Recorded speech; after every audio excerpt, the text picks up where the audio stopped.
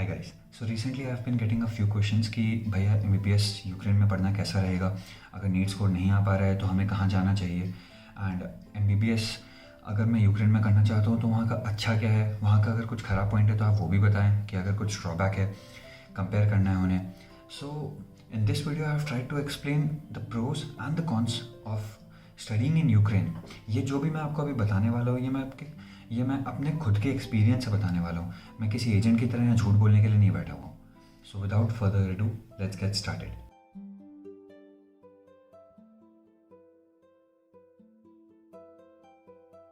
So first of all let's start with the positive points. अगर मेरा admission India में government medical college में नहीं हो रहा है या सेमी प्राइवेट मेडिकल कॉलेज में नहीं हो रहा है, so the best option for the students who still want to pursue MBBS is to go abroad. I think private से वो बहुत बेटर ऑल्टरनेटिव पड़ता है। प्राइवेट के फ़ी स्ट्रक्चर्स डिस्कस कर लेते हैं आप। लाइक इंडिया में प्राइवेट कॉलेजेस के fee structure around 12 lakh 10 to 12 lakhs minimum 10 to 12 lakhs per year है। और वही यूक्रेन का अगर बात कर लेते हैं, ट्यूशन फीस अगर बात करूँ तो it's like 3.5 lakh 4 lakh rupees. Dollars में अगर बात करूँ, मैं अपनी यूनिवर्सिटी का बात करता हूँ, $4,900 है। कन्वर्जन अगर मैं करता हूँ तो 3,70,000 रुपीज़ के आसपास पड़ेगा वो। सो the tuition fees is really cheap when compared to private medical colleges in India. Second thing, मैं जब अपने लिए यूनिवर्सिटी देख रहा था, so I was trying to look for a university which is good enough, जो थोड़ा पुराना भी हो, because काफ़ी नई यूनिवर्सिटीज़ भी हैं यूक्रेन में। So I stumbled across Lviv. Lviv is around 250 years old university. तो जब भी आप अगर यूनिवर्सिटीज़ देख रहे हैं तो look for the universities which are approximately 150 years old universities. ऐसे बहुत सारी यूनिवर्सिटीज़ हैं। This is a good plus point कि फिर वहाँ पर एक्सपीरियंस ज़्यादा रहता है यार, टीचर्स को, डॉक्टर्स को, लर्निंग ज़्यादा अच्छा होता है उन सब यूनिवर्सिटीज़ में when compare to the newly formed universities. Third thing, education system. मैंने इसके एक बार एक सेपरेट वीडियो भी बना रखा है, but let me explain it to you here as well कि वहाँ पर डेली टेस्ट होता है आपका। जैसे मेरी यूनिवर्सिटी में समझिए 5 मार्क्स का टेस्ट है and passing marks is 3। Like अगर आपको 2 आ रहा है तो it means you are fail, आपको वो टॉपिक वापस से देना होता है। वो डेली टेस्ट में आपको, हर डेली टेस्ट में जो भी टेस्ट होता है उसमें आपको सब में पास होना होता है। एंड वो सारे आप पास करते हो तभी आप मेन सेमेस्टर एग्ज़ाम में बैठ सकते हो। तो वो आप अगर डेली टेस्ट में समझो कि आप कभी एब्सेंट लग गया आपका, लाइक आप क्लास अटेंड नहीं किया, आपका एब्सेंट लग गया, तो फिर आपको ये करना होता है कि you have to go to the dean office, you have to pay for the fine. और उसके बाद फिर आप वो क्लास जाके आप वो एब्सेंट का रीवर्क कर सकते हो, आप वो टॉपिक पास करने का ट्राई कर सकते हो, भले वो टीचर से करो, किसी और टीचर से करो, इट डजेंट मैटर। आपको बस बेसिकली अपने सेमेस्टर एग्ज़ाम से पहले सारा टॉपिक्स क्लियर कर लेना है। सो इन दिस वे ऐसा होता है कि जनरली द स्टूडेंट्स वो एब्सेंट नहीं करते हैं क्योंकि यार फिर फ़ाइन भरना पड़ेगा, पहला। दूसरा कि यार एब्सेंट करने के बाद भी तुमको टीचर्स के पास जाके रिवर्क करना ही पड़ेगा eventually. So instead of that classes attend करो, try to pass all the topics in time. Class के साथ साथ वो टॉपिक्स पास करते जाओ, बिकॉज फिर वो लास्ट में आपको सेमेस्टर एग्जाम से पहले जब वो इतना पाइलअप हो जाएगा तो आपको बहुत दिक्कत होगा। Fourth thing, teacher to student ratio. Like मैं पर्सनली अपने ग्रुप का बात करूँ तो 1:13 है, जनरली उतना ही रहता है। 13-15 स्टूडेंट्स एक बैच में रहते हैं। एंड लेक्चर जो होता है हम लोग का, लेक्चर में यूजुअली 60 to 100 पीपल रहते हैं। और एल्स लाइक जो हम लोग का बैच बना हुआ है, लाइक सेपरेट बैचेस में क्लासेस रहता है। तो जो मेरा बैच बना हुआ है उसमें 13 to 15 स्टूडेंट्स पर बैच रहते हैं। That is also a major plus point कि आपको इंडिविजुअल अटेंशन मिलेगा। The next thing is Krok exam. उसमें पासिंग मार्क्स है 60% आउट ऑफ 100%, 60% में पास है। और हम लोग को उसका बेसिस भी थोड़ा मिल जाता है, प्रीवियस क्वेश्चंस भी मिलता है। तो वो सब करने के बाद इट क्लियर्स आवर डाउट्स। ये प्लस पॉइंट में मैं इसलिए भी बोल रहा हूँ क्योंकि जो हमें फर्स्ट 3 years में पढ़ाया जा रहा है ये सब हमें वापस से रिवाइज करने का फिर से टाइम मिल रहा है। क्योंकि क्रॉक से 2-3 महीना पहले से जब भी प्रिपरेशन स्टार्ट करते हैं तो फर्स्ट ईयर से हम जो भी टॉपिक्स है सारा चीज़ वापस से रिवाइज करने का भी मौका मिलता है। I am in 3rd year, मेरे को अभी क्रॉक देना है। So I think that's a major plus point. Next point, most of the universities here are government medical universities. जैसे अगर मैं अपना यूनिवर्सिटी की बात करूँ, it's a national medical university, Lviv national medical university. ऐसे स्टेट मेडिकल यूनिवर्सिटीज़ भी हैं जैसे रेनोपेल हो गया। Some of the universities are private universities as well. I will recommend you कि आप प्राइवेट यूनिवर्सिटीज़ में ना ही जाएँ। आपको बहुत एजेंट्स मिलेंगे जो बोलेंगे कि नया यूनिवर्सिटी है, इंफ्रास्ट्रक्चर अच्छा है, बट यार उनका एक्सपीरियंस भी उतना ही कम मिलेगा आपको डॉक्टर्स और टीचर्स का। तो इट्स बेटर कि आप कोई गवर्नमेंट यूनिवर्सिटी में जाएं। First preference national medical university को रखें आप। The last point here is safety. Personally मैं आज तक एक भी ऐसा इनकाउंटर मेरे साथ नहीं हुआ है जब मुझे ऐसा लगे कि Ukraine is not safe, Lviv is not safe, even for the girls. ऐसा इनकाउंटर कभी नहीं हुआ है हमारे साथ। So for the point of safety, Lviv, Ukraine, it's completely safe. So these are the few plus points that I have discussed, अपने experience से बताया हूँ मैं जो भी। एंड कुछ ऐसे नेगेटिव पॉइंट्स भी हैं जो सेटबैक्स है थोड़े से।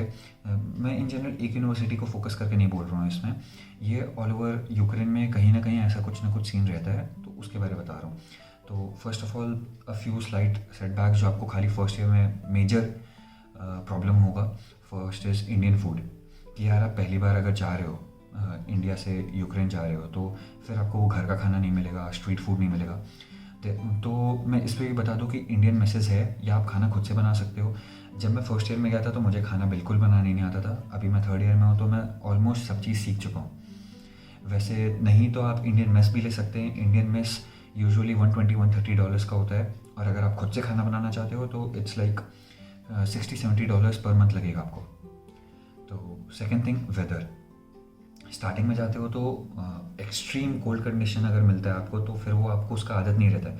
स्टार्टिंग में बहुत मज़ा आता है, लेकिन कभी कभी प्रॉब्लम भी होता है कि अगर आपको ट्रैवल करना है, कम्यूट में, बसेस में ट्रैवल करना है, तो वो फिर वहाँ पर आपको बस स्टॉप जाने में थोड़ा सा प्रॉब्लम हो सकता है। अगर आपको कोई ग्रोसरी शॉपिंग करना है तो फिर आपको वहाँ जाने में दिक्कत हो सकता है। तो वो स्टार्टिंग का थोड़ा सा दिक्कत है।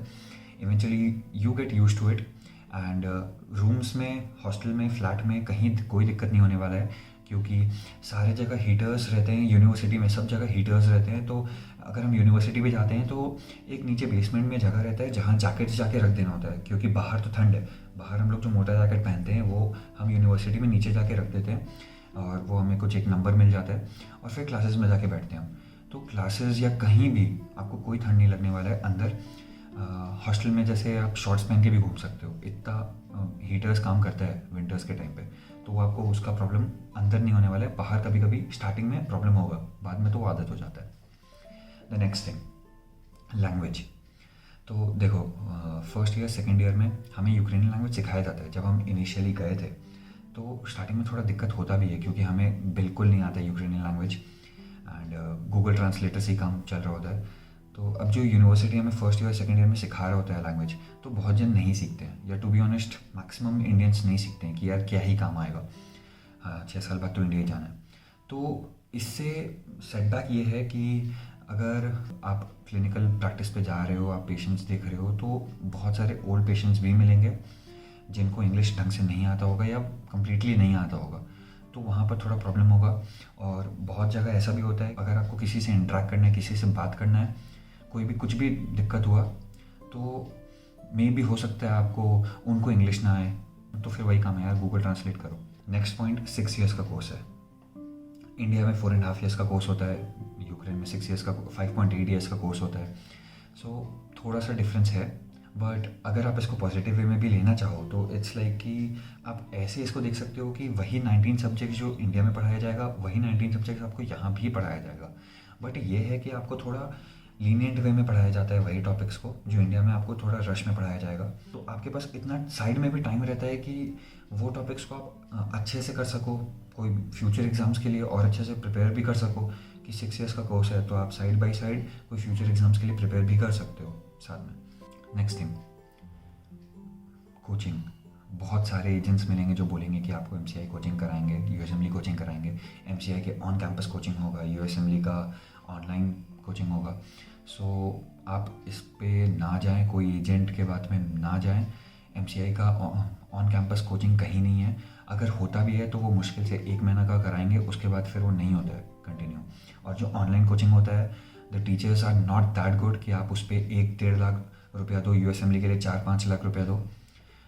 तो इंस्टेड ऑफ दैट बहुत सारे ऑनलाइन प्लेटफॉर्म्स हैं, ऑनलाइन ऐप्स है, उसको प्रेफर करो।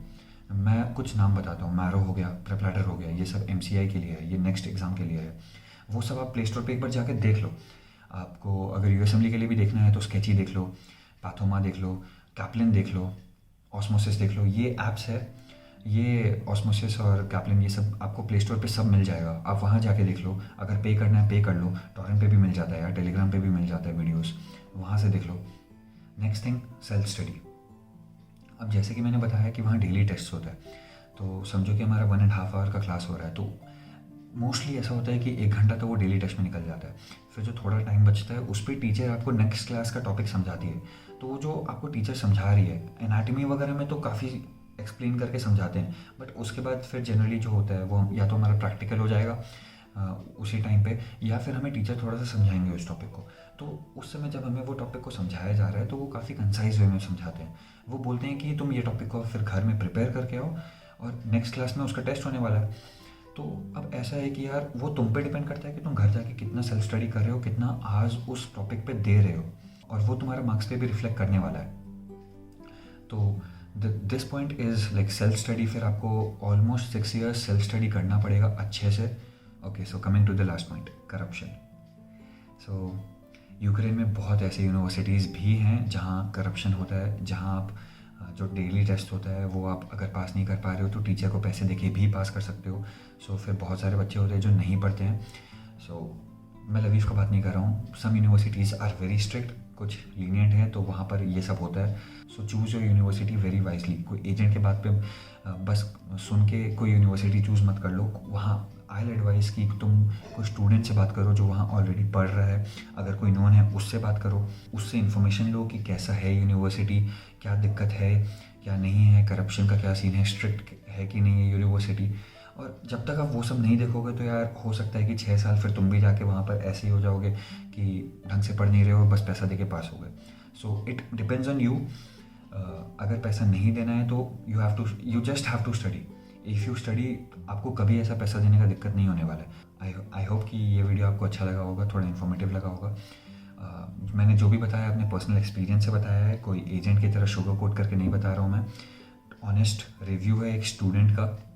अगर आपको ये वीडियो अच्छा लगा है तो यार सब्सक्राइब करो, लाइक करो, कमेंट सेक्शन में बताओ आपको क्या जानना है, क्या नेक्स्ट वीडियो आपको चाहिए कि मैं किस टॉपिक के बारे में डिस्कस करूँ आपसे, क्या आपको जानना है। या तो फिर आप डिस्क्रिप्शन बॉक्स में मेरा नंबर है, आप उसमें कांटेक्ट करो, उसमें मेरे से पूछो यूनिवर्सिटीज़ के बारे, मेरी यूनिवर्सिटी के बारे, बाकी सारी यूनिवर्सिटीज़ के बारे, वहाँ का सिस्टम के बारे। And until then, see you in the next video.